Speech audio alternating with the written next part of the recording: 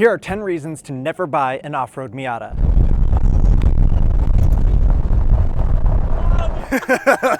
I mean, it was cool. I just get too excited and go too big. Number 1, how little power it has. Miatas are slow in general with a 1.8 liter 4-cylinder engine, but when you add 100 pounds worth of massive control arms and another 100 or so pounds with giant 27-inch tires, which also mess up with your gear ratios, you are not going anywhere fast. So this problem isn't incurable, but it takes a lot of money and a lot of work to get there. I just turboed mine and it cost over $6,600. Check out the link below for my video on that. So number 2, if you go with the Paco Off-Roadster kit, is these low clearance control arms. This is the lowest point of the car and it's only like 4 or 5 inches off the ground and you smash it into rocks constantly. It's not the end of the world. They seem to be holding up okay. It just really freaks you out when you're trying to go over a trail and smash, smash, smash, smash. Even though we have a lot of ground clearance in the middle where it matters, this just bangs into everything. I've had to replace those bolts down there a few times because they get bent like that. So that leads us right into number 3. The potential to break your Miata goes up exponentially as soon as you start driving it off-road. It doesn't matter how much you spend on lift kits or control arms or massive tires, you are going to break it. Anything you do in an off-road Miata has the potential to break it. I've broken tie rods on trails that are 3 hours from my house and have to get a buddy to drive me back and go get a trailer, and it becomes a 12-hour ordeal. I've broken control arms and caught on fire in the middle of nowhere. It's just bound to happen. If you're not breaking it, you're not using it. Number 4 is how bad it does in the sand and the snow. Now granted, I've never put specific sand or snow tires on it, but these mud terrains and the 2-wheel drive do horrible. I've gotten stuck multiple times and it's a huge pain. You basically need to avoid sand or snow unless you have a recovery vehicle handy or you get some dedicated like spiked snow tires or sand paddle tires, which is something I plan to do soon, so I will update you guys as soon as that happens. This thing just buries itself in little bitty sand dunes or even a tiny pile of snow I got stuck for hours in. It's so frustrating. The number 5 reason why you shouldn't buy an off-road Miata is that a roll cage will not fit without extensive modification. As you can see in a regular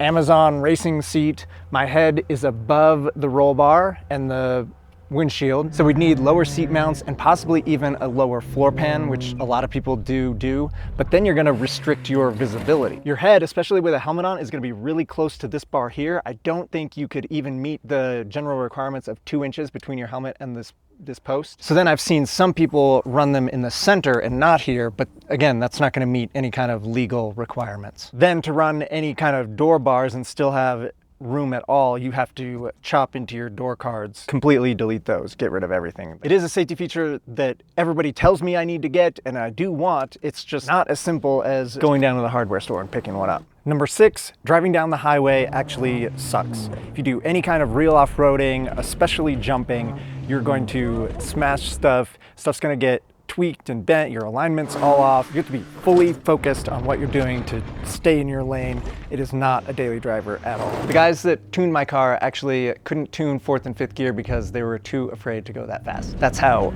wild and wobbly and all over the place it is. Number 7 is the low steering rack. With the Paco Off-Roadster kit, it does extend your steering rack down to keep all the angles right, but unfortunately then it becomes the first thing to hit on anything. It's the lowest point of the car other than the control arms that we talked about. So any kind of jumps where you come in a little nosedive, you smash it, it has the potential to smash on rocks. And that I think does have something to do with why it's so wobbly and weird on the highways, because it does get smashed so often. Number 8 is rust. Miatas are prone to rust in general, but when you start off-roading, taking it through rivers and mud, dirt, and then washing it off, you are just going to accelerate the rust. And this thing, even though it looks pretty on the outside, is a complete rust bucket inside. This is where rust is hit really hard and it's kind of patched. I think one of the previous owners has even welded an entire block of steel along this whole thing to try and hold it together. But eventually this is just all gonna flake off. We've also got this massive hole right here,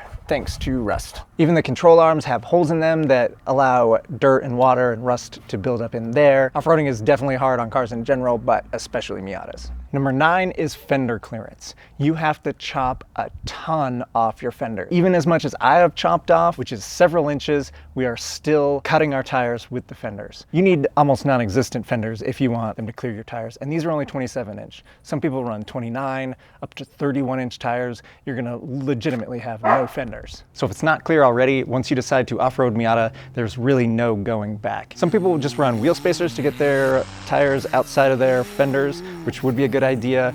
I trailer mine and I am at the maximum width that the trailer will allow. If I go even 1 more inch wider, I'm not getting on that trailer. Number 10 can be a positive or a negative. I did mention it in my other video, but you get stopped everywhere you go. If you're at a gas station and you gotta go to the bathroom or get something to eat and you're in a hurry, of course somebody is gonna come up and try to have a 10-minute conversation with you about this car. That's just always the way it works. It draws so much attention, people are constantly coming up, and if you don't like that, at least don't get one as crazy as this, because I guarantee it will happen. People have legitimately slammed on their brakes on the highway to take a picture of this thing. It seems incredibly dangerous and silly, but that's just what happens. If you don't like attention, this is not the car for you. And I know I only said 10, but I did think of an 11th bonus reason to not get an off-road Miata. These things are getting rare. Please don't destroy a beautiful low mileage example. If you can find a cheap beat up one, then maybe think about it, but these are honestly kind of cool collector's cars. So if you can't enjoy it like that, maybe sell it to somebody who can, then buy a junk one to off-road if you really need to. That's all I got. If you don't agree, leave a comment.